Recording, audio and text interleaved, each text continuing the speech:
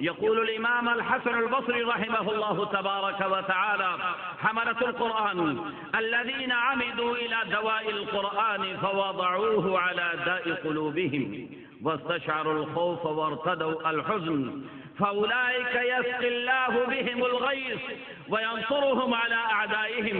والله لهذا الضرب من حملة القرآن أعز من الكبريت الأحمر. حضرت امام حسن بصری رحمۃ اللہ تعالی علیہ فرماتے ہیں کہ قرآن کریم کے حاملین، قرآن کریم کے حافظین، قرآن کریم کے علماء، ان کی صورتحال یہ ہے کہ انہوں نے اپنے زخموں کے لیے، اپنی بیماریوں کے لیے قرآن کریم کو مرہم سمجھ لیا، قرآن کریم کو دوا سمجھ لیا، اور اپنے دلوں پر رکھ کر کے اپنے دلوں کو تسکین دی اور اپنے دلوں کو صحت دلانے کی کوشش کی، اور پھر انہوں نے قرآن کریم کی تلاوت کے نتیجے میں خوف محسوس کیا اور حزن کی چادر کو اوڑھ لیا.